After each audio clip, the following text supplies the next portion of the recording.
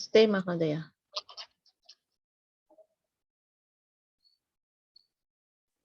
नमस्ते आचार्य।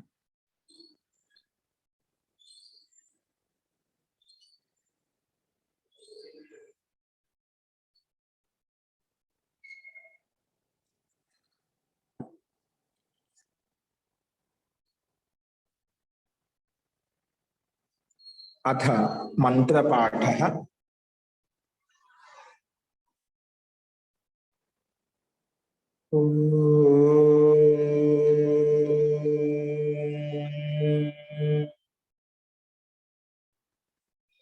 सहनाववतु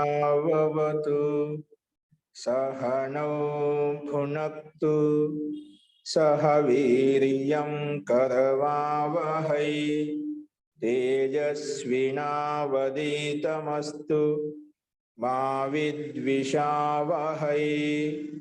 ओम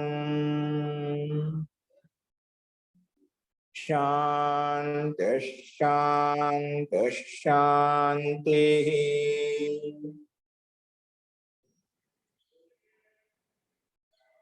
सर्वेभ्यो नमः। अंदरिकी नमस्कारम अंडी। सांख्य दर्शనం की 20వ కక్ష మనము ఈ ప్రకృతి యొక్క స్వరూపం ఏంటి, ఈ ప్రకృతి ద్వారా సృష్టి నిర్మాణం ఎలా తయారైంది అనే విషయాన్ని మనం ప్రారంభించాము. ఎందుకంటే ఇది సాంఖ్య దర్శనం యొక్క ముఖ్యమైన సూత్రము.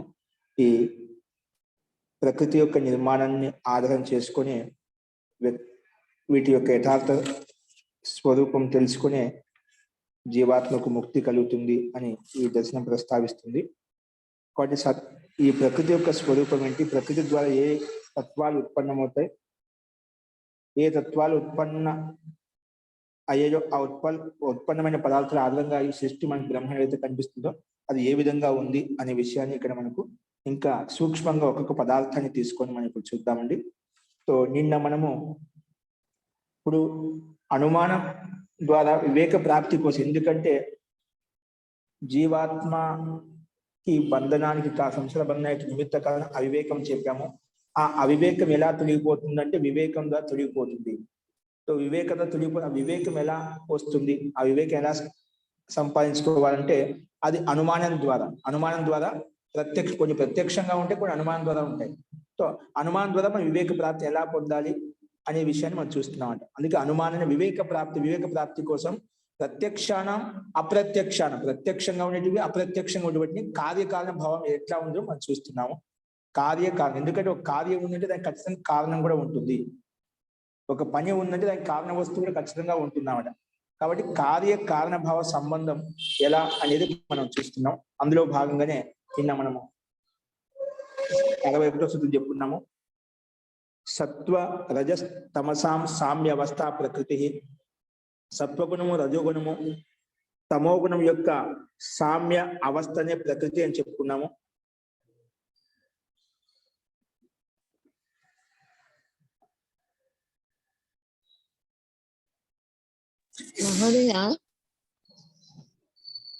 మహోదయ సామ్యావస్థ అంటే అప్రకట రూపావస్థ, అదే ప్రకృతి. సామ్యావస్థ సమానవస్థ అంటే అనభివ్యక్తి అవస్థ.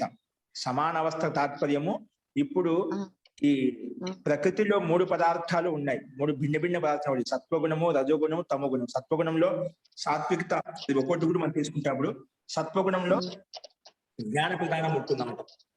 రజోగుణంలో గతి, ఇప్పుడు జీవాత్మ ఎన్ని రకాలైతే పశు పక్షులాదులు మనుషులు గతి కనిపిస్తుందో ఆ గతి కూడా మొత్తము ఈ రజోగుణం యొక్క ప్రభావం అన్నమాట. తమోగుణం స్తబ్దత్వం అంటే స్థిరత్వం అంట. అంటే అక్కడికి బుద్ధి అనేది పనిచేయడం అంట, తమోగుణ అవస్థలో ఉంటుందంట. అంటే ఎక్కడికక్కడే ఆగిపోవడం.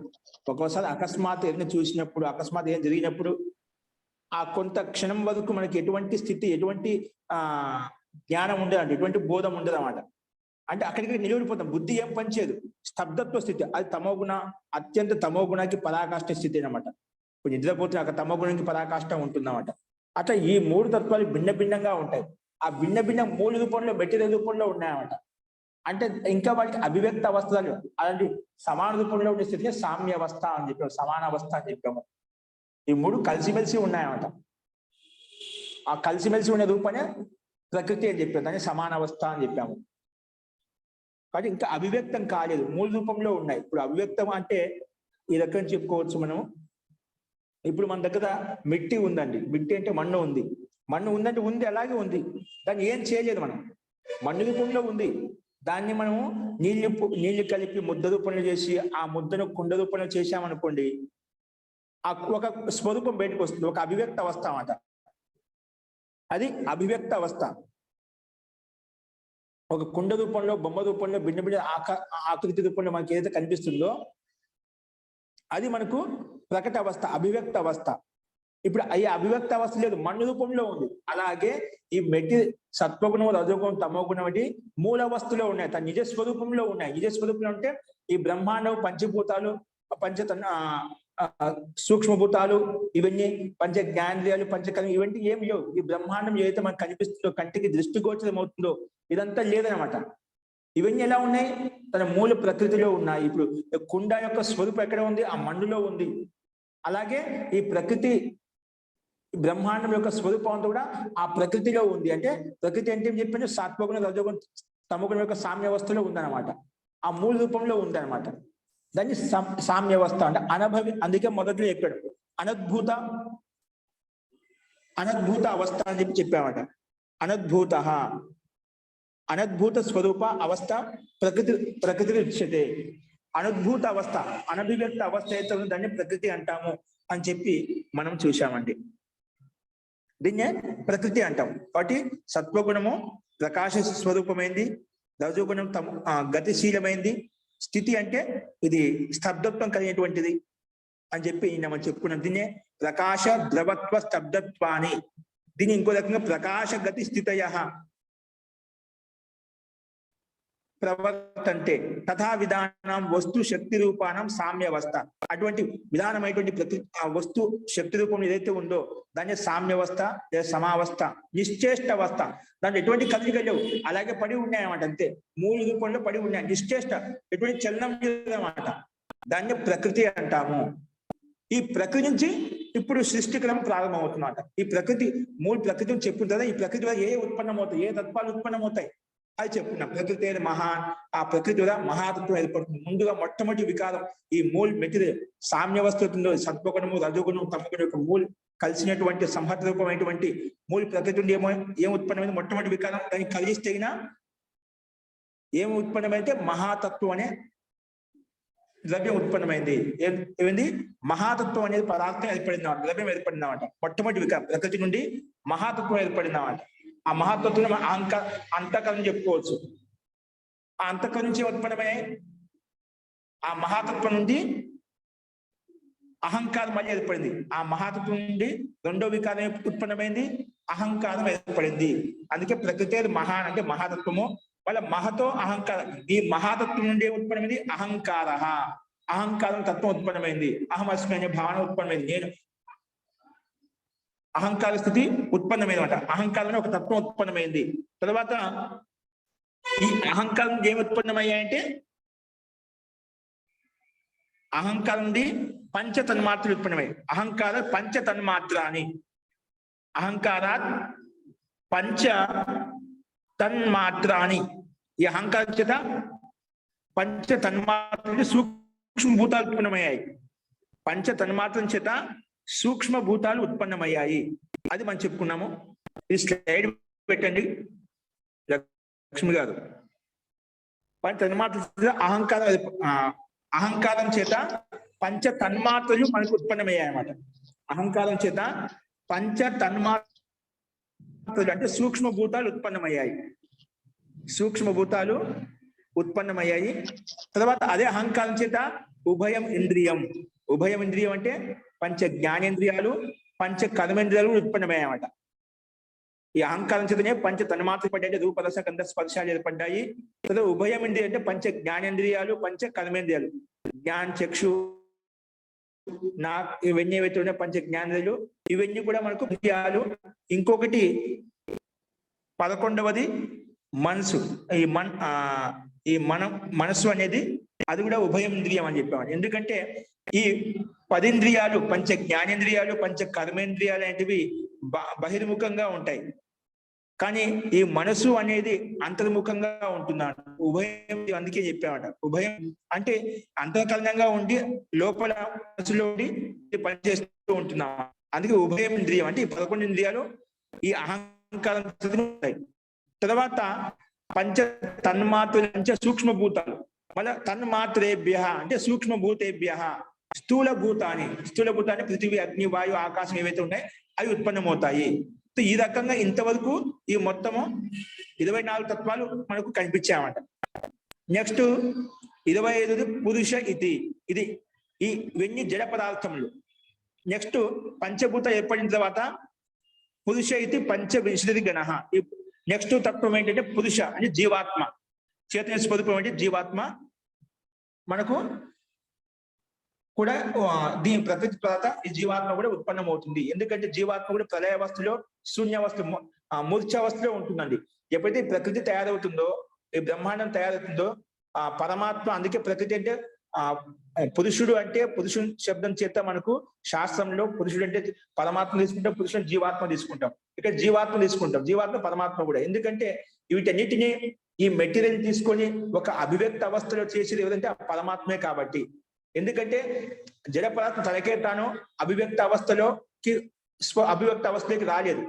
వైజ్ఞానికులు చాలా మంది విస్ఫోటనం ద్వారా ఇది ఒక ప్రకృతి మెటీరియల్ స్వాభావికంగా ఉందంటే అది ఒక విస్ఫోటనం ద్వారా అది ఉత్పన్నమైంది, దాన్ని ఎవరు చాలా చేయలేదని చెప్తారు అన్నమాట. దానికే అది ఉత్పన్నమైంది.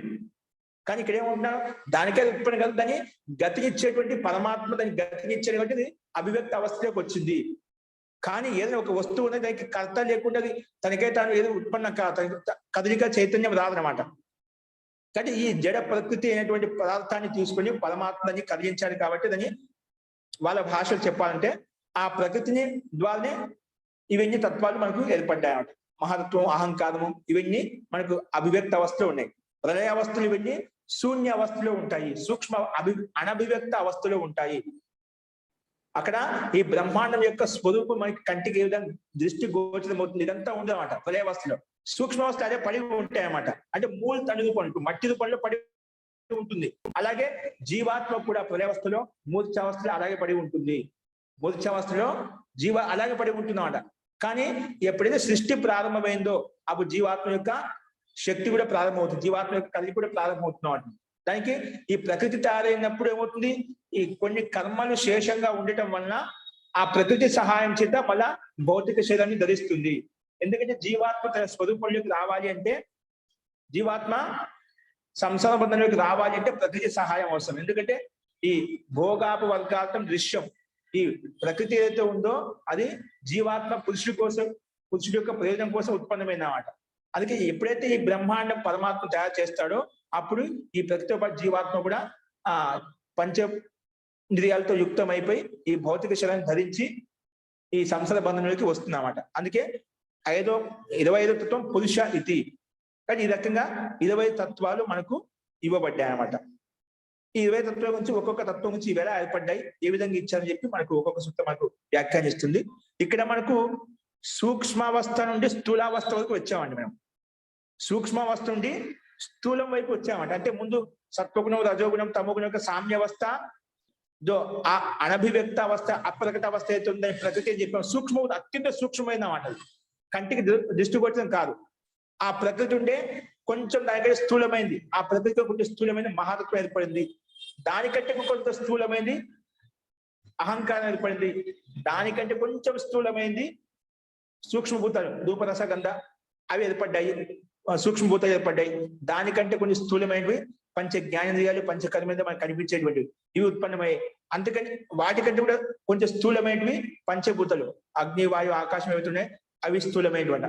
అలాగే సూక్ష్మం నుంచి స్థూలం వైపు మనం తెలుసుకుంటూ వచ్చాం అనమాట. తర్వాత పురుషుడు, ఇది అత్యంత సూక్ష్మమైన పదార్థము, ప్రకృతి కంటే కూడా సూక్ష్మమైంది. ఆ ప్రకృతి కంటే అత్యంత సూక్ష్మమైన జీవాత్మ, జీవాత్మ కంటే అత్యంత సూక్ష్మమైన పదార్థం తత్వం ఏదైతే ఉందో ఆ పరమాత్మ అన్నమాట. అన్నిటికంటే సూక్ష్మంగా ఉంటుంది. ఈ ప్రకృతి అనేది, జీవాత్మ అనేది స్థానం, స్పేస్ తీసుకుంటుంది, కానీ పరమాత్మ స్పేస్ తీసుకోవడం అనమాట. ఎందుకంటే జీవాత్మ కూడా అనుస్వరూపం అని చెప్పి మనకు శాస్త్రం చెప్పబడుతుంది.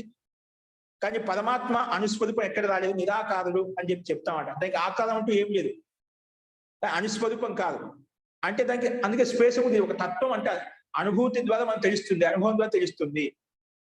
మొత్తానికి ఇక్కడ పురుష శబ్దంలో జీవాత్మ తీసుకుని మొత్తం 25 తత్వాల గురించి మనకు ఇక్కడ ఇవ్వబడ్డాయి. ఈ రకంగా మూల ప్రకృతి నుంచి ఈ సృష్టి ప్రక్రియ ఈ విధంగా తయారైంది. అది ఏ రకంగా తయారైంది అనేది ఏ దానికి కారణము, ఏ తత్వం ఏ తత్వానికి కారణం అవుతుంది, కార్యకారణ సంబంధం మనం ఇప్పుడు ఈ విధంగా చెప్పుకుంటామండి. అస్తు ఇందులో ఎవరికైనా సందేహం ఉంది ఇప్పుడు చెప్పిన దాంట్లో మళ్ళీ? మహోదయ, జీ నా పైన ప్రకృతి, తర్వాత అహంకారం, అవి 2, తర్వాత పంచ తన్మాత్రలు, పంచ జ్ఞానేంద్రియాలు, పంచ కర్మేంద్రియాలు, పంచభూతాలు, ఇవన్నీ కలిపితే 22 అయ్యాయి. చివరి 3 ఏంటి చెప్పాల్సి వస్తుంది? మనస్సు, జీవాత్మ, పరమాత్మ. 22 ఎలా వచ్చాయి లెక్క పెట్టండి. ప్రకృతి ఒకటి, ప్రకృతి అండి ఫస్ట్, రెండవది అహంకారము. మహాతత్వం ఏర్పడింది, మహాతత్వం వల్ల అహంకారం ఏర్పడింది. ఇక 3 వచ్చాయి. 3 ఇవి ఒక 23 అవుతాయి. అయితే మిగతావి 2 జీవాత్మ పరమాత్మ కింద వస్తాయి. అయితే 23 అయ్యాయి కదా.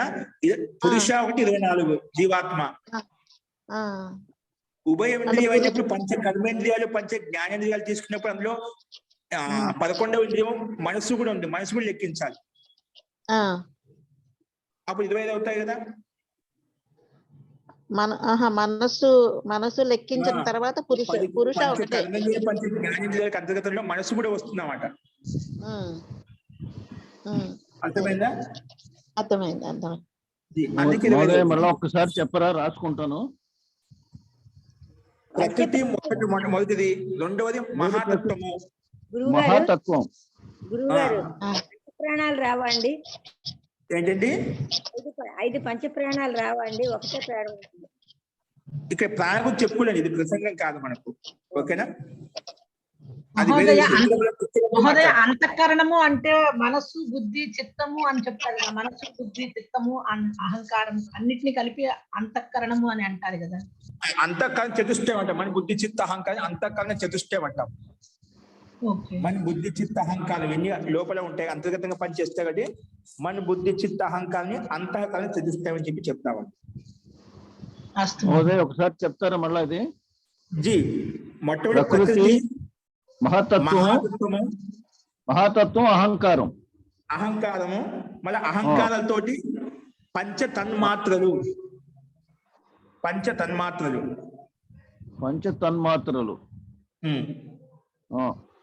4 మళ్ళా పంచ తన్మాత్ర దానికి పంచ సూక్ష్మభూతాలు అని చెప్పుకోవచ్చు అన్నమాట. ఓకే, పంచ సూక్ష్మభూతాలు అని చెప్పుకోవచ్చు, కానీ బ్రాకెట్లు రాసుకోండి. అంటే తన్మాత్రల చేత అంటే పంచ సూక్ష్మభూతాల చేత ఉభయం ఇంద్రియం అంటే పంచ జ్ఞానేంద్రియాలు, పంచ జ్ఞానేంద్రియాలు, ఇంకా పంచ కర్మేంద్రియాలు. 11ది మనస్సు.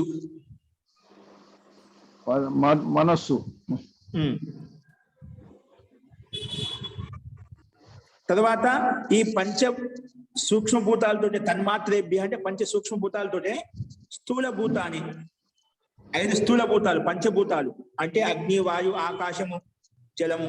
ఇవన్నీ పృథివీ, అగ్ని, వాయు, ఆకాశం. ఈ పంచ స్థూల భూతాలు 5. ఒకటి ఆత్మ, జీవాత్మ. పురుష అంటే జీవాత్మ. ఎన్ని అయినాయి? జీవాత్మ, పురుష, జీ ఎన్ని అయ్యాయి? ఇప్పుడు ఫస్ట్ 3, 4, తర్వాత 5 మనస్సు అంటే 14, ఒక మనస్సు 15, తర్వాత 10. 15, 5, 20. మహోదయ, నేను ఒకసారి చెప్పనండి, నా దగ్గర ఉన్నది. జీ చెప్పండి కల్పన గారు. పంచభూతాలు 5, పంచ తన్మాత్రలు 5, పంచ జ్ఞానేంద్రియాలు 5, పంచ కర్మేంద్రియాలు 5, మొత్తం 20. మనసు, బుద్ధి, అహంకారం, చిత్తం 24 అనుకుంటున్నాను. ఒకసారి చెప్పమ్మా, ఆ ప్యాటర్న్ చెప్పమ్మా. పంచభూతాలు చతుష్టయం అని చెప్పారు కదా, మనసు, బుద్ధి, చిత్తం, అహంకారం, అది కాదని చెప్పారు. పంచభూతాలు, పంచ తన్మాత్రలు,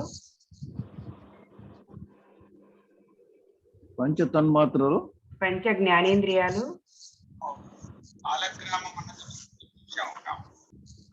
పంచ జ్ఞానేంద్రియాలు, పంచ కర్మేంద్రియాలు. అంతేనండి. ఇవి 20. అంతఃకరణం అనేది మనసు, బుద్ధి, అహంకారం, చిత్తం. పంచ జ్ఞానేంద్రియాలు, మనోబుద్ధి అహంకార చిత్తాలు 4 కలిసి అంతరింద్రియం. మొట్టమొదట్లో చెప్పుకోవాల్సింది ఇప్పుడు గురువు గారు చెప్పారు కదా, మొట్టమొదట్లో ప్రకృతి నుంచి మహత్తు నుంచి అహంకారం నుంచి పంచ తన్మాత్రలు, తర్వాత అప్పుడు పంచ జ్ఞానేంద్రియాలు, పంచ కర్మేంద్రియాలు, అంతరింద్రియము. వీటిలో నుంచి స్థూల పంచభూతాలు, పృథివ్య, తేజో, వాయుర్, ఆకాశాలు. ఇవి 24 తత్వాలు. వీటికి భిన్నమైన చైతన్యవంతమైనది పరమాత్మ. అదే మనం ఆత్మ అని చెప్పుకుంటాం అన్నమాట. పురుష అని అన్నాము, పురుషుడు. నాకు బాగా అర్థమైంది ఒకటమ్మా, నాకు బాగా అర్థమైంది గురువు గారు చెప్పింది. సూక్ష్మము నుంచి స్థూలముకి వెళ్తే వారు చెప్పిన పద్ధతి సూక్ష్మము నుంచి మనకి ఎప్పుడు స్థూలం నుంచి సూక్ష్మంకి వెళ్తున్న వల్ల సూక్ష్మం నుంచి స్థూలానికి వెళ్తే చాలా బాగా అర్థమైనట్టు అనిపించింది ఇప్పుడు మనసులో. సూక్ష్మం నుంచి స్థూలానికి వెళ్తాం మనం, అంటే వస్తుంది. మనము స్థూలం నుంచి సూక్ష్మానికి వెళ్ళాలి. అది మనము ఇప్పుడు స్థూలంలో ఉన్నాము, స్థూలం నుంచి మనసుని సూక్ష్మంలో తీసుకెళ్ళాలి. ఇప్పుడు మనకు నెక్స్ట్ ప్రక్రియ ప్రతిలోమ క్రమంలో. ఇప్పుడు మనకు ఈ సూత్రంలో సూక్ష్మం నుంచి స్థూలం వైపు వెళ్ళాము. ఇప్పుడు సూక్ష్మం నుంచి స్థూలం వైపు మనం తీసుకెళ్తాం. ఇక్కడ మనకు స్పష్టంగానే ఉన్నాయి. పంచ ఇంద్రియాలు, పంచ జ్ఞానేంద్రియాలు, పంచ కర్మేంద్రియాలు, ఇవి 10, ఒకటి 11. తర్వాత పంచ తన్మాత్రలు, ఇవి ఒక 16. పంచభూతాలు 21. పంచభూతాలని 21 అయిపోయాయి. 21 తర్వాత మన ప్రకృతి 1, మహాతత్వం 1, అహంకారం 1, 24. పురుషుడు 1, జీవాత్మ 25. అర్థం.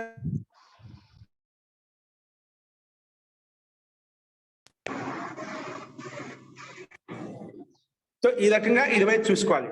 అర్థమైనా దీనిలో ఇంకా సందేహం లేదు కన్నా. 25 వచ్చాయా? ఇవి మనస్సుతోటి మనం తీసుకోవాల్సిన, మనస్సును అంటే బుద్ధి, చిత్త, అహంకారం అని చెప్పాం కదా, ఇవన్నీ కూడా మనసు అంతర్గతంలో ఉంటాయన్నమాట. అంతకాలు చేస్తే అందుకే చెప్తాము. మనకు ఇవి మీద మర్చిపోతున్న ప్రకృతి, మహత్వం, ఈ పంచ తన్మాత్రలు, పంచ కర్మేంద్రియాలు, పంచ జ్ఞానేంద్రియాలు 15, 16 మనసుతోటి కలుపుకుంటే మళ్ళీ పంచభూతాలు 21, ప్రకృతి, మహత్వము, అహంకారం, ఈ 3 కలిపితే మొత్తం 24 అయిపోయాయి. మళ్ళీ పురుషుడు, జీవాత్మ కలిపి 25 అయిపోతాయి. ఓకేనా? గురుగారు ఇక్కడ పురుషుడు అన్న జీవాత్మ అన్న ఒకటిగానే చెప్తున్నారు కదా? పురుషుడు జీవాత్మ తీసుకోవాలి. పురుషుడు అంటే లేదండి. ఏంటండి? ఈ 25లో పరమాత్మ ప్రసక్తి లేదు. పరమాత్మ ఎందుకంటే ఈ ప్రకటావస్థ తీసుకొచ్చి లేవదండి. ఈ స్ఫోటం చేసి సృష్టి నిర్మాణం చేసి లేవదు ఇక్కడ. అంటే మనం తత్వం తెలుసుకుంటాం. పరమాత్మ కూడా దీనికి నిమిత్త కారణంగా ఉంటాడు అన్నమాట. పరమాత్మ అభివ్యక్తావస్థ సృష్టికి ఉత్పత్తి నిర్మాణం చేసేది కర్త ఆ పరమాత్మే అన్నమాట. అయితే ఇప్పుడు మనం పురుష అన్న జీవాత్మ, పరమాత్మకి ప్రాధాన్యత ఇచ్చి మనం చెప్పుకో. ఇక్కడ ఈ 3 యొక్క తత్వాలు ఇలా ఉత్పన్నమయ్యాయి. ప్రక్రియ ఈ విధంగా ఉంటుంది. కానీ జీవాత్మ ప్రసంగం నడుస్తున్నాం ఇక్కడ ఇప్పుడు. ఓకే, అంటే మనం పురుష అన్న జీవాత్మ అన్న ఒక విషయాన్నే రెఫర్ చేస్తున్నాం. పురుషుడు అంటే ఎందుకంటే రెండింటికి వర్తిస్తుంది. జీవాత్మ వర్తిస్తుంది, పరమాత్మ వర్తిస్తుంది. సందర్భాన్ని బట్టి అర్థం చేసుకోవాలి. ఎక్కడైతే ప్రసంగం నడుస్తుందో అది మనం చూసుకోవాలన్నమాట. ఓకే మహోదయ, అన్నిటికంటే సూక్ష్మమైనది మొదలు అసలు ఏంటంటే ప్రకృతి అన్నారు. ఫస్ట్ ప్రకృతే కదండి మొదటి స్థితి. సూక్ష్మాతి సూక్ష్మమైనటువంటిది ప్రకృతి, అంతే కదండి? అవును. దాని తర్వాత వచ్చేది మహాతత్వం, దాని తర్వాత వచ్చేది మహాతత్వం. గురువుగారు హరి ఓం, వినపడుతోందండి? శోభనాద్రి గారు ఇప్పుడు చెప్పండి. అన్నిటికంటే సూక్ష్మమైనది ప్రకృతి అన్నారండి. దానికన్నా సూక్ష్మమైనది ఇంకోటి లేదు, అదే మొదలు. దాని తర్వాత వచ్చేది కొద్దిగా దానికన్నా కొద్దిగా స్థూలమైనటువంటిది మహాతత్వం. అవును. ఈ మహాతత్వం అంటే ఏమని అర్థం చేసుకోవాలండి మనం? మహాతత్వం అంటే ఏమని అర్థం చేసుకోవాలి? మహాతత్వం అంటే అంతఃకరణం చెప్పచ్చు. అంటే కొంచెం సూక్ష్మంగా, అత్యంత సూక్ష్మంగా ఉంటుందన్నమాట. ఇప్పుడు అంతఃకరణం అంటే ఇక్కడ అంతఃకరణ చతుష్టయం తీసుకోవద్దు మళ్ళా. అంటే వెన్ను ఉత్పన్నం కావడానికి మూడు మెటీరియల్ ప్రత్యేకించి ఒక తత్వం ఏర్పడింది, ఒక పిండ. అంటే ఇక్కడ మనస్సు దగ్గరకు వచ్చేటప్పటికి అదే అంటున్నాను, ఇక్కడ ఆ తత్వం తీసుకోవద్దు, అంతఃకరణ చతుష్టయం ఉండదని. ఇప్పుడు ఈ మహాతత్వంలో కూడా మహాతత్వంలో కూడా శోభనాద్రి గారు ఇప్పుడు అంతరేంద్రియము అనే దగ్గర మనం మనస్సు అని చెప్పుకున్నాం. ఈ మనసులో మనస్సు, బుద్ధి, చిత్తం, అహంకారం అనేది ఇది లాస్ట్ లోకి వచ్చేసింది. ఈ అహంకారానికి మహాతత్వంలో ఉన్న అహంకారానికి ఏంటి తేడా? తేడా అంటే అత్యంత ప్రకృతిగా మొట్టమొదటి వికారం అండి. దాన్ని మనం వ్యక్తపరిచి చెప్పలేమన్నమాట. దీంట్లో ఇక్కడ అంతఃకరణం అని చెప్పి ఒక సంజయ్ ఇచ్చారన్నమాట. కింద మీకు భాష వస్తుంది, తేన అంతఃకరణస్య. అంతకంటే మొట్టమొదటి వికారం, వికృతి ఉంటుంది, అది ఒక పిండి రూపంలో ఉంటారు, ఒక తత్వ రూపంలో. దాని నుంచి ఇవన్నీ ఉత్పన్నం అవుతాయన్నమాట. డైరెక్ట్ ఉత్పన్నం కాకుండా అది మనం ప్రత్యక్ష దృష్టికి సమాజంలో మనం ప్రత్యక్ష అనుభూతం పొందాలన్నమాట. అది ఏ తత్వంలో ఎలా ఉందని చెప్పి. ప్రకృతి మనం ఏ విధంగా స్వీకరించే, ప్రకృతిలో మనము సత్వగుణము, రజోగుణం, తమగుణం, ఈ 3 అవస్థలు ఉన్నాయని చెప్తున్నాం అన్నమాట. అవి ఎంతో సూక్ష్మంగా, దానికంటే ఒక స్థూలమైన మహాత్మ చెప్పాము. అది ఏ విధంగా స్వీకరించే ఇది కూడా అలా స్వీకరిస్తాం అన్నమాట. దాన్ని మనం వ్యక్తపరిచి చూపించలేం అన్నమాట. అంటే ఒక రకంగా విస్ఫోటం అని చెప్పుకోవచ్చు అండి. అది విస్ఫోటం కింద వస్తుంది. మహాత్మ మొట్టమొదటి ఆ ప్రకృతి విస్ఫోటం మహాత్మ ఒక పిండి రూపంలో జరిగింది విస్ఫోటం అని చెప్పుకోవచ్చు. ఇక్కడ మనం భౌతిక వైజ్ఞానిక పద్ధతి రీతిలో చెప్పుకోవాలంటే ఇక్కడ మహాతత్వం అనే దానికి కింద ఒక సూత్రం తేడా అంతఃకరణస్య అహంకారేణ కార్యేణ తత్ కారణభూతస్య మహాతత్వస్య అనుమానేన బోధవ్యం అని చెప్పి అంతకన్నా సంధించి అంతకన్నా సూక్ష్మమైంది. అంటే అందుకే చెప్పాను, అంతకన్నా చతుష్టంలో ఉండే మన బుద్ధి, చిత్త, అహంకారం తీసుకోవద్దు. ఇక్కడ పరిభాష వస్తుంది, అది చెప్పుకున్నామండి. ఇక్కడ దానికి ఇంకైనా పరిభాష వస్తుంది. పరమాణు విస్ఫోటనం జరిగినప్పుడు ఇవన్నీ బయటకు వచ్చాయి అన్నమాట. పరమాణువులో సూక్ష్మతమ దాన్ని స్పష్టంగా దీనికి స్వరూపం ఈ రకంగా ఉందని చెప్పి మనకు ఇక్కడైతే మనకేం పరిభాష శబ్దం కానీ మనకి ఇవ్వలేదు. ఇక్కడ ఆ మొట్ట దానికి మహాతత్వం ఒక పేరు పెట్టాడు. అది ఒక సూక్ష్మ ప్రక్రియ, సూక్ష్మ భూతం ఒకటి ఉంటుంది, దాని తత్వం ఉంటుంది. అది మనం ఎలా అనేది మనం ప్రత్యక్షం తెలుసుకోవచ్చు. అంటే దీనికి ఏమైనా వ్యాఖ్యానించింటే అది చూద్దామండి తర్వాత. సరే, రెండోది మహాతత్వం వచ్చేసింది. దాని తర్వాత మూడోది పంచతన్మాత్రలే కదండి.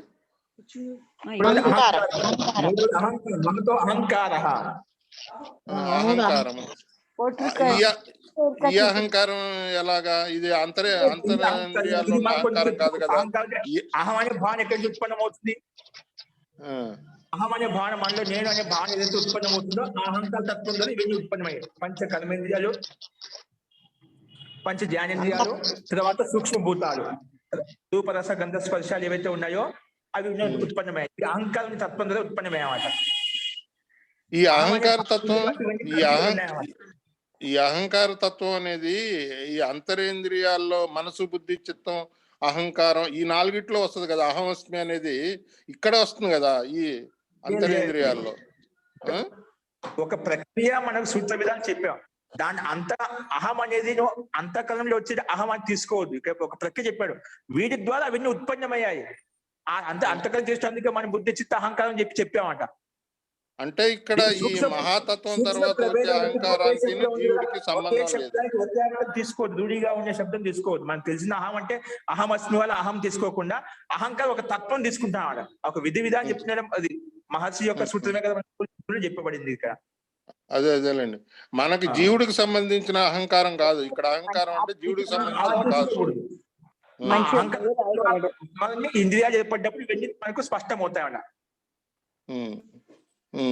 కాబట్టి మనిషికైనా ఈ అహంకారం కూడా కాదు, ఈ అహంకార తత్వమే, ఆ తత్వం ఇవన్నీ తత్వం ఉత్పన్నమైంది, అహంకార తత్వం ఉత్పన్నమైంది అన్నమాట. అహంకార తత్వం ఉంది కాబట్టి భావన, అహమస్మి వాళ్ళ భావన మనకు కలుగుతుంది అనమాట. సరే అండి, అలాగే అలాగే, ధన్యవాదాలు ధన్యవాదాలు.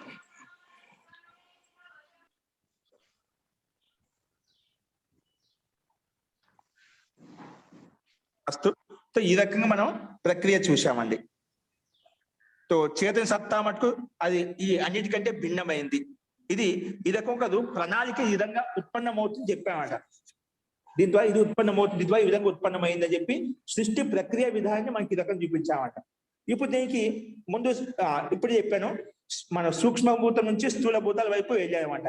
ఇప్పుడు దానికి ప్రతిలోమంగా, ఎందుకంటే మనకి ప్రత్యక్షమైన రీతిలో ముందు స్థూల భూతాలు మనం చూసాం, సూక్ష్మభూతాలు ఎప్పుడు చూడలేదు. అందుకే స్థూల భూతాన్ని అర్థం చేసుకోవాలి, సూక్ష్మభూతాల వైపు ఎలా అర్థం చేసుకోవాలి, ఇప్పుడు దాని గురించి కొంచెం వివేచన ఉంటుంది. అక్కడ మనకు కొంచెం ప్రయత్నం, కొంచెం లోపలికి అర్థం చేసుకోవచ్చు అండి. అక్కడ చూద్దాము. చూడండి,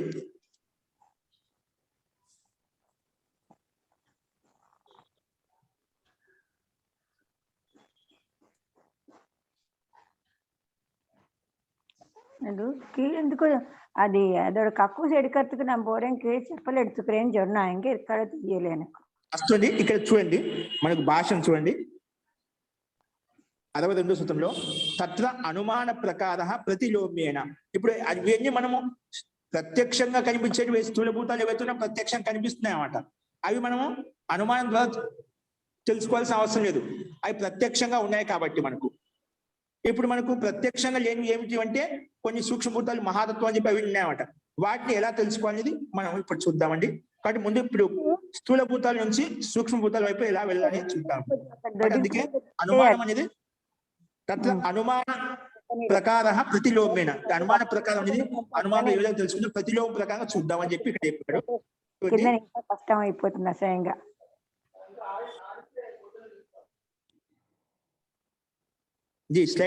స్లైడ్ పెట్టండి. స్థూలాత్ పంచ తన్మాత్రస్య. స్థూలాత్ అంటే ఏంటి? స్థూల భూతాలు ఏంటి? పంచభూతాలే కదా మనకు. పృథివీ, అగ్ని, వాయు, ఆకాశం స్థూల భూతాలు అన్నమాట. పృథివీ, అగ్ని, వాయు, ఆకాశం అయితే స్థూల భూతాలు. అందుకే స్థూలాత్ పంచ తన్మాత్రస్య.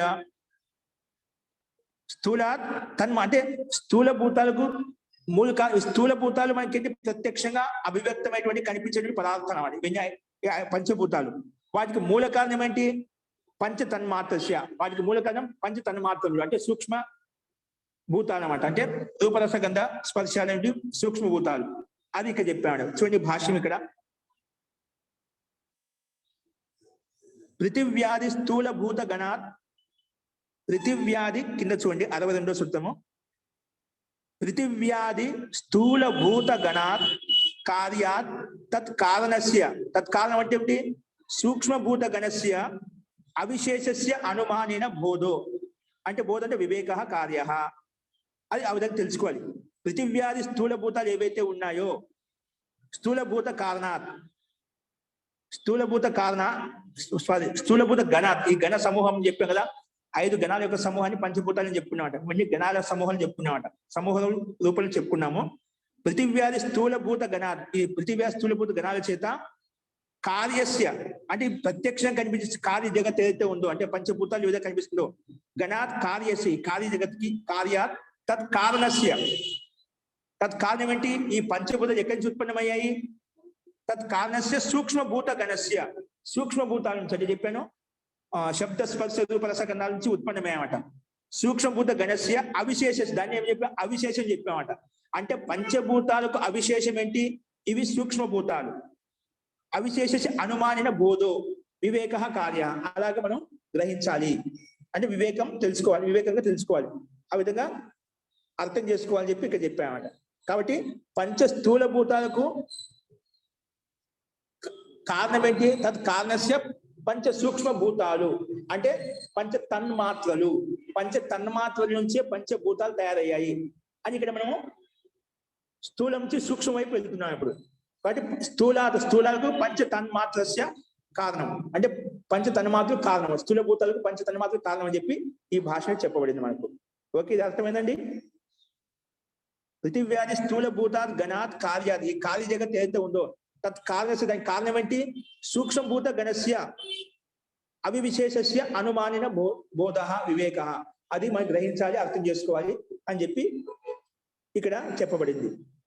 నెక్స్ట్ చూడండి మళ్ళీ పునః బాహ్య ఆభ్యాంతరాభ్యాం తైశ్చ అహంకారస్య ఈ సూక్ష్మభూతాల నుంచి ఉత్పన్నమై అవి అహంకారం చేత ఉత్పన్నమయ్యాయి. బాహ్య ఆభ్యాంతరాభ్యాం తైశ్చ అహంకారస్య, బాహ్య ఆభ్యాంతరం అంటే ఏమిటంటే పంచ జ్ఞానేంద్రియాలు, పంచ కర్మేంద్రియాలు ప్లస్ అంతరాభ్యం. బాహ్య ఆభ్యాంతరాభ్యం అంటే కదా ఒక మనస్సు, ఇది అంతర్ముఖంగా ఉంటుందన్నమాట. ఒక మనిషి మొత్తం 11 ఇంద్రియాలు. తర్వాత తైశ్చ అంటే ఈ పంచ తన్మాత్రలు చెప్పాం కదా, పంచ స్థూల భూతాలకు కారణం ఏంటి? పంచ తన్మాత్రలు అంటే పంచ సూక్ష్మభూతాలు, అవి ఇక్కడ తీసుకున్నామట. తైశ్చ అంటే పంచ తన్మాత్రలకు కారణం అహంకారము, అహంకారం కారణం అని చెప్పి సూత్రం చెప్పబడుతున్నమాట. అంటే పంచ జ్ఞానేంద్రియములకు, పంచ కర్మేంద్రియములకు, ఒక మనస్సుకు ప్లస్ తైశ్చ అంటే ఈ 5 తన్మాత్రలకు, శబ్ద రూపరస గంధ, ఇవి తన్మాత్రలు అన్నమాట. ఈ 5 సూక్ష్మభూతాలకు దీన్ని తన్మాత్రలు అంటామట. వీటికి కారణము అహంకారము, అహంకారం కారణము అనేది ఈ సూత్రం ద్వారా చెప్పబడుతుంది. చూడండి భాష్యంలో బాహ్య ఆభ్యాంతరాభ్యాం ఇంద్రియ గణాభ్యాం, బాహ్య ఆభ్యాంతర ఇంద్రియ గణాభ్యాం తథా తైశ్చ ఇక్కడ పైన ఐకారం లేదు, అది సరి చేసుకోండి మీ పుస్తకంలో. తైశ్చ అంటే పంచ తన్మాత్రై, ఈ పంచ తన్మాత్రలు అంటే పంచ జ్ఞానేంద్రియ, బాహ్య అంటే ఇవి బహిర్ముఖంగా ఉంటాయి, ఇవి పంచ జ్ఞానేంద్రియములు, పంచ కర్మేంద్రియములు. అంతర్ముఖంగా ఉండేది ఏంటి? మనసు ఒకటే అన్నమాట. అన్నిటికీ కేంద్రంగా ఉండి పంచ కర్మేంద్రియాలకు, పంచ జ్ఞానేంద్రియములకు దగ్గరగా ఉండి పనిచేస్తూ ఉంటుందన్నమాట, అంతర్ముఖంగా ఉండి. అందుకే బాహ్య ఆభ్యాంతరం చెప్పారు. తర్వాత తైశ్చ అంటే పంచ తన్మాత్రలకు కూడా కారణం. పంచ తన్మాత్రై అహంకారస్య అంటే అహంకారస్య అనుమానిన బోధో వివేకో కార్యో, అంటే ఈ అహంకారము కారణము. ఈ పంచ తన్మాత్రలకు, పంచ జ్ఞానేంద్రియాలు, పంచ కర్మేంద్రియాలు, మనసుకి కారణం ఏంటి? అహంకారం. అంటే అహంకారం చేత ఇవి ఉత్పన్నమయ్యాయన్నమాట. ఈ తత్వాలు ఈ 11 ప్లస్ ఈ 5 మొత్తం 16 తత్వాలు ఎలా ఉత్పన్నమయ్యాయి? ఈ 16 తత్వాలు అహంకారం అనే మహాతత్వం చేత ఉత్పన్నమయ్యాయి అని చెప్పి ఇవి వీటికి కారణం. ఈ 16 తత్వాలు ఉత్పన్నం కావడానికి మూల కారణం ఏంటి? అహంకారము. అందుకే అహంకారస్య అనుమానిన బోధ వివేక, అది అర్థం చేసుకోవాలి అని చెప్పి ఇక్కడ చెప్పబడింది.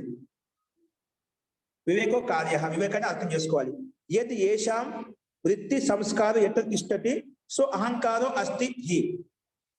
యద్ ఏషాం వృత్తి సంస్కారం, ఇందులో వృత్తి సంస్కారం ఎట్ట తిష్టతి, దాన్ని అహంకారం అంటాం. మనలో సంస్కారము వృత్తి ఏదైతే ఉందో అంటే కర్మలు ఏవైతే ఉన్నాయో, మన అనాదివాస సంస్కారం ఉంటాయి కదా, అవి ఎక్కడ ఉంటాయంట? ఈ అహంకారంలో ఉంటాయంట. అది చెప్పాడు. అంటే మన వృత్తి అంటే వ్యవహారం, వ్యాపారం, గతి. వృత్తి సంస్కార ఎట్ల తిష్టతి, ఎక్కడైతే ఉంటుందో సో అహంకారం అస్తి, దాన్ని అహంకారం అంటాము. మన సంస్కారాలు, మన అనాదివాస క్రియాకలాపాలు ఏవైతే ఉన్నాయో, వాసనలు ఏవైతే ఉన్నాయో, అవన్నీ ఎక్కడ ఉంటాయంట? అహంకారంలో ఉంటాయి. అహంకారం ఉంటాయి కాబట్టి ఇవన్నీ దాని నుంచి పంచ తన్మాత్రలు, పంచ కర్మేంద్రియాలు, పంచ జ్ఞానేంద్రియాలు, ఒక మనసు మనకి ఏర్పడ్డాయి అన్నమాట. ఇవన్నీ ఎక్కడ ఉంటాయి? దాన్ని అహంకారం అంటాము. ఏవి? వృత్తి సంస్కార ఎట్ల తిష్టది, ఎక్కడైతే ఉంటాయో దాన్ని అహంకారం అంటామని చెప్పి ఇక్కడ చెప్పబడింది. తర్వాత తన్మాత్రానంచ సంహత సూక్ష్మ భావో యస్మిన్ భవతి. ఈ తన్మాత్రలు ఎక్కడ ఉంటాయి అంటే పంచ సూక్ష్మత సంహత సూక్ష్మ భావో యస్మిన్ భవతి. ఇవి సూక్ష్మ రూపంలో ఎక్కడైతే ఉంటాయో, ఎక్కడ ఉంటాయి? అహంకారంలో ఉంటాయి అన్నమాట. ఏ విధంగా అయితే పంచ జ్ఞానేంద్రియాలు, పంచ కర్మేంద్రియాలు అహంకారంలో ఉంటాయో, ఈ వృత్తి సంస్కారం అహంకారంలో ఉంటాయి, అలాగే ఈ పంచ తన్మాత్రలు సంహత సూక్ష్మ భావం, సంహతని కలిసిమెలిసి ఎక్కడ? శబ్ద స్పర్శ రూప రస గంధాల్లో సూక్ష్మ భావంగా ఉంటాయన్నమాట. ఏవి? ఈ తన్మాత్ర అన్నమాట. మరి తన్మాత్రం శబ్ద స్పర్శ రూప రస గంధాలు ఎక్కడ ఉంటాయి? అహంకారంలో ఉంటాయి, సంహతంగా ఉంటాయి, కలిసిమెలిసి అహంకారంతో యుక్తమై ఉంటాయి. కాబట్టి ఈ శబ్ద స్పర్శ రూప రసగంధాలకు కారణం ఏంటి? అహంకారము. మరి అహంకారంలోనే ఈ శబ్ద స్పర్శ రూప రసగంధాలు ఉంటాయి, ప్లస్ ఈ పంచ జ్ఞానేంద్రియాలు, పంచ కర్మేంద్రియాలు, ప్లస్ ఒక మనసు అనేవి ఇన్ని అహంకారంలో ఉంటాయి.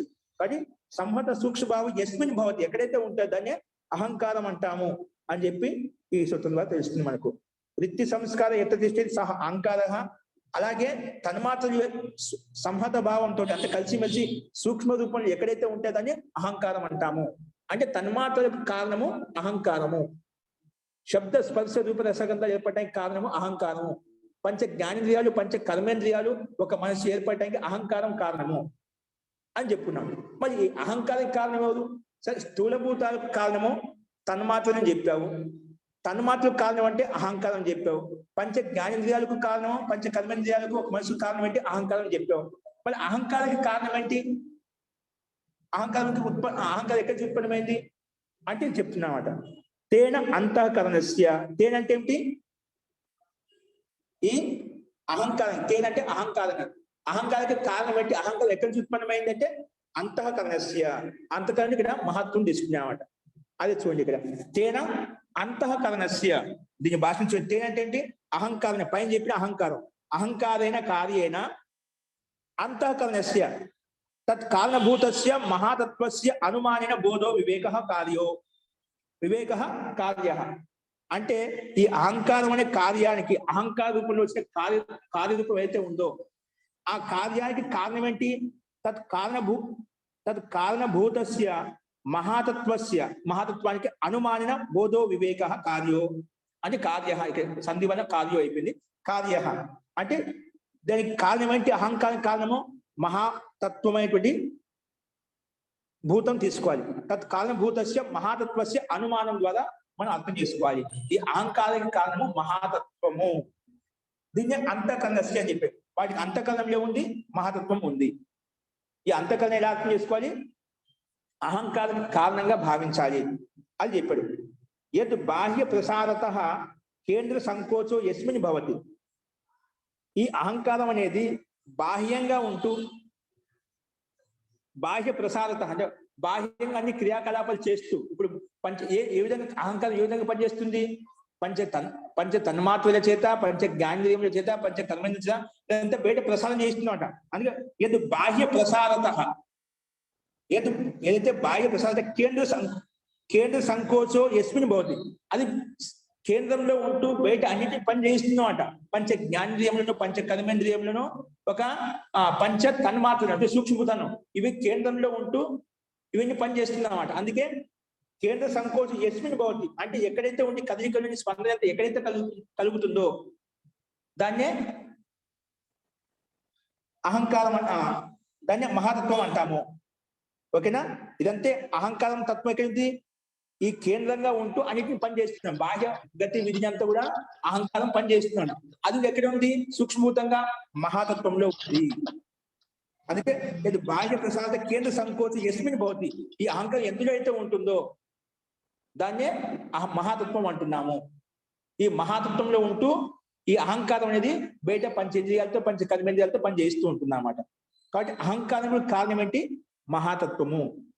ఓకే, అంటే దీనికి అంతఃకరణ అని చెప్పి పేరు పెట్టాడు. అంతఃకరణంగా ఉంటుంది అంటే అత్యంత అంతఃకరణం అంటే సూక్ష్మంగా ఉంటుంది. అంటే అహంకారం కూడా అంతఃకరణం లోపల ఉంటుంది. అది అంతఃకరణం అంటే ఇక్కడ మన బుద్ధి చిత్త అహంకారం తీసుకోకూడదు. అస్తు. ఈ రకంగా అహంకారం కూడా కారణం ఏంటి? మహాతత్వం అని చెప్పి ఇక్కడ స్పష్టంగా చెప్పబడింది సూత్రం ద్వారా.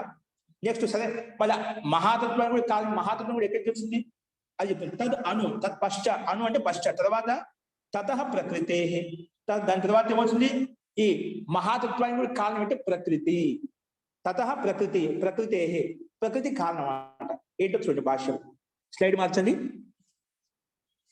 తతః ప్రకృతే, తతో మహాతత్వాత్ కార్యాత్ అనే మహాతత్వం అనే కార్య జగత్తు చేత, కార్యం చేత, తత్ కారణభూతాయా ప్రకృతే అనుమానిన బోధో వివేకో కార్య.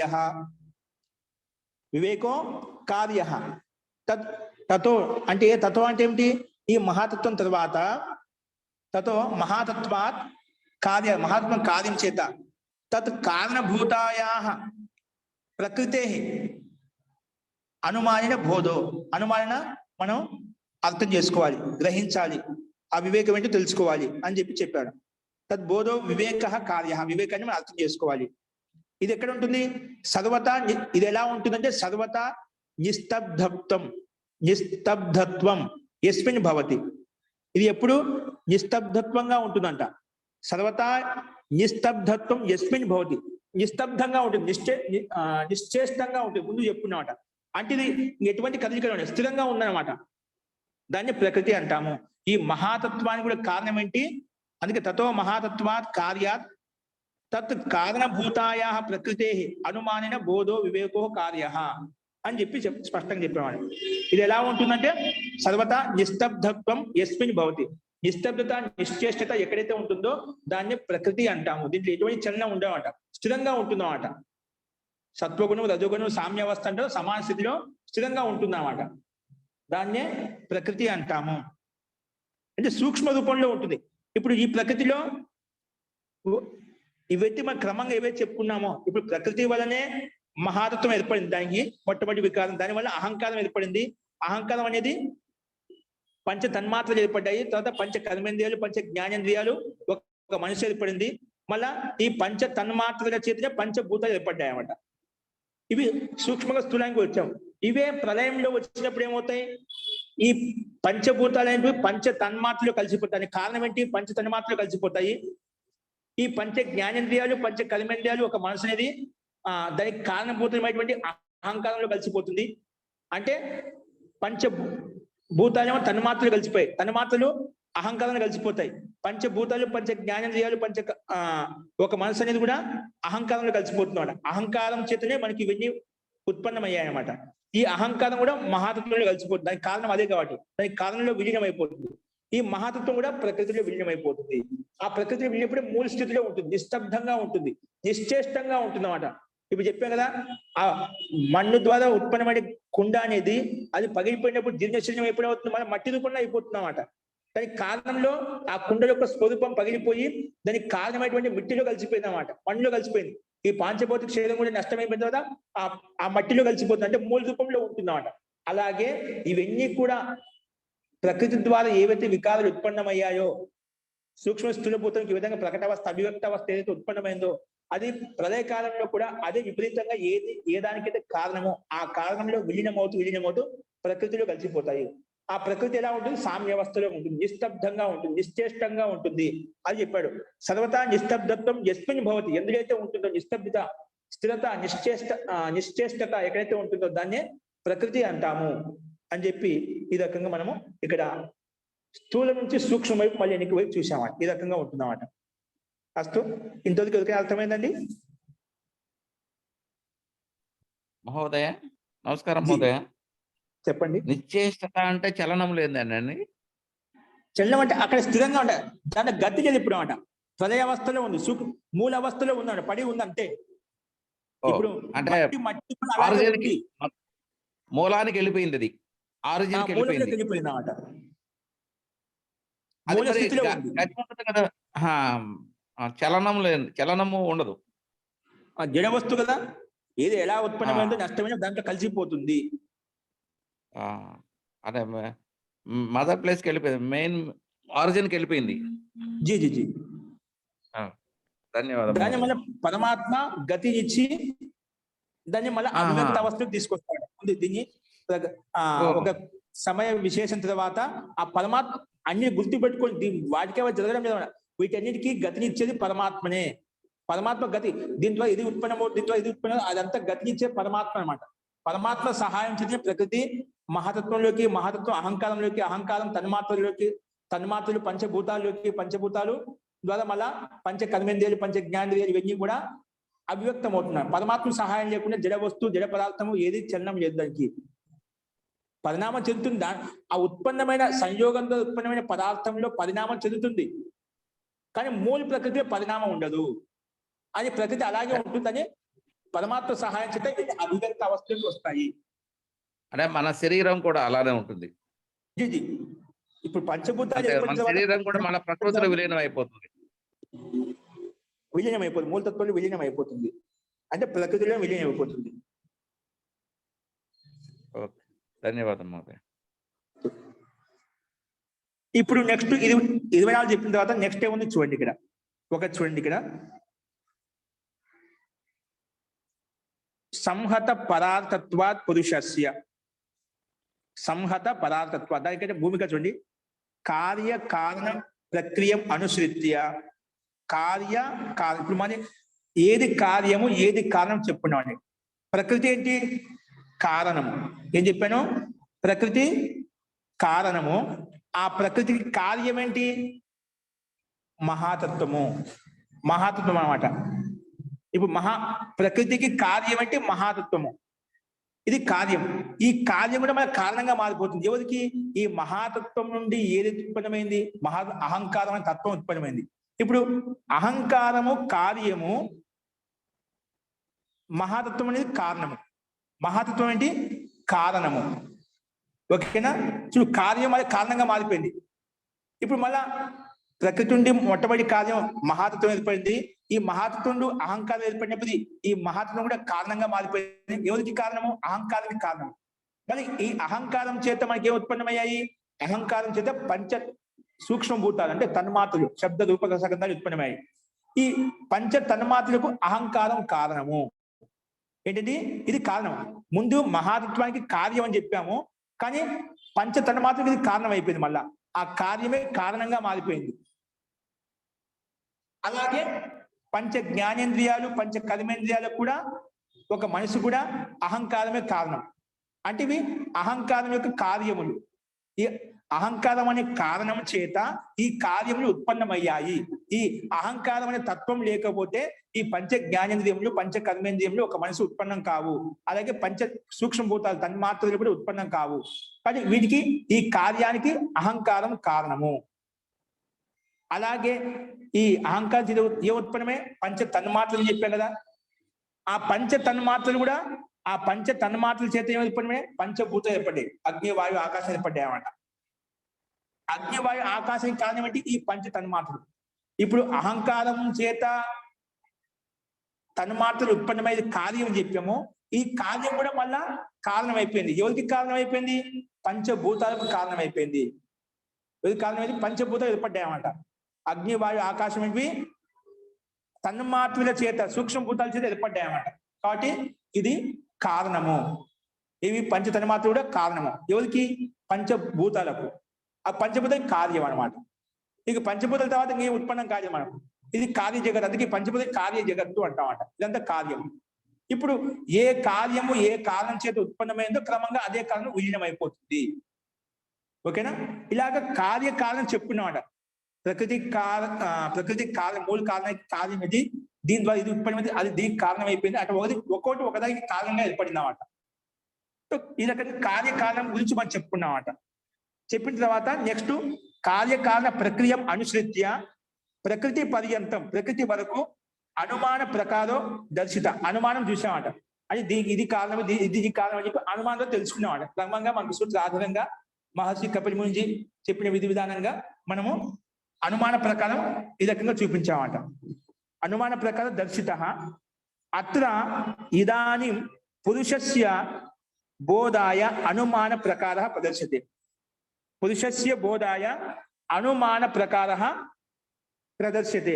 సరే, ఇవి కార్యకారణ జగత్తు ప్రకారంగా అనుమానం ద్వారా తెలుసుకున్నాం. దీనికి ఇది కారణము, దీనికి ఇది కారణం అని చెప్పి కపిల మహర్షి పండిత సూత్రం ద్వారా తెలుసుకున్నామట. ఇప్పుడు మళ్ళీ ప్రకృతి వీటికి అనుమానం ఎలా తెలుసుకున్నా? ఇప్పుడు 15వ తత్వం ఉంది కదా, 25వ తత్వం ఉంది కదా, దాన్ని ఎలా మనం గుర్తించాలి అది చెప్తున్నామట. ఇదానీ పురుషస్య బోధాయ, పురుషుని తెలుసుకోవడం కోసము అనుమాన ప్రకార ప్రదర్శించే. అనుమానం యొక్క ప్రకారం ద్వారా పురుషుని యొక్క తత్వం ఏ విధంగా ఉంటుంది, అని యొక్క స్వభావం ఎలా ఉంటుంది అనేది ఇక్కడ మనకు 66 సూత్రాలు చూపించాయి. ఏంటంటే సంహత పరార్థత్వాత్ పురుషస్య. ఏంటంటే సంహత పరార్థత్వాత్. ఇది సంహత పరార్థత్వంగా ఉంటుంది. సంహత అంటే ఏమిటి? కలిసిమెలిసి ఉంటుందన్నమాట. ఎలాగా? కలిసిమెలిసి. కానీ ఎవరికి ఆధీనంలో ఉంటుంది? పురుషస్య ఆధీనంలో. కలిసిమెలిసి ఉన్న పురుషునికి ఆధీనంలో ఉంటుంది. ఈ రకంగా సంహత పదార్థత్వాలు అంటే సత్వగుణము, రజోగుణము, సామ్యావస్థ, ప్రకృతి అని చెప్పాం కదా. ఇది 3 గుణాలతో సంహతమై ఉందన్నమాట. ఈ మూడు సంహతం అంటే 3 గుణాలతో కలిసి ఉన్నది సంహతం అంటాం, కలిసి వెళ్తే సంహతం అంటామంట.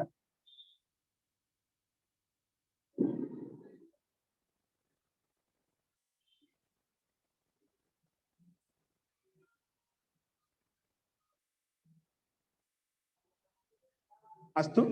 ఈ విషయాన్ని, ఈ సూత్రాన్ని మనం రేపు చెప్పుకుందామండి. ఈ సూత్రాన్ని మనం రేపు చెప్పుకుందాము. సో టైం కూడా ఇది మనకి వ్యాఖ్యానం చేసుకుంటే కొంచెం లోపలికి దిగుతున్న విషయం మధ్యలో అయిపోతుంది. నేను రేపు చెప్తానండి. అస్తు. ఇప్పుడు చెప్పిందా ఏదైనా సందేహం ఉందండి? ఇది రేపు చెప్పుకుందామండి.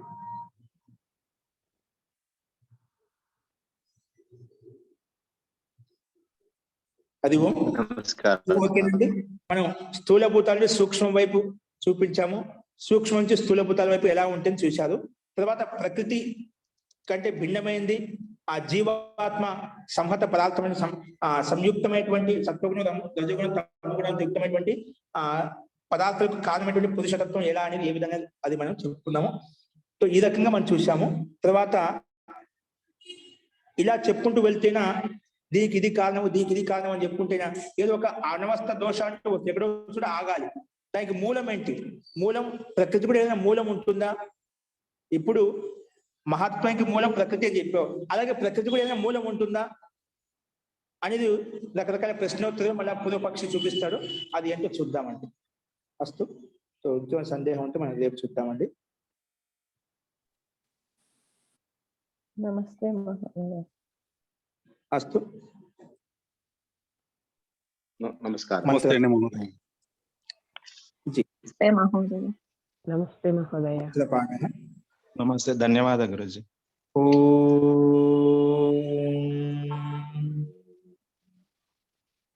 సర్వే భవంతు సుఖినః, సర్వే సంతు నిరామయాః, సర్వే భద్రాణి పశ్యంతు, మా కశ్చిత్ దుఃఖభాగ్ భవేత్. శాంతి శాంతి శాంతి.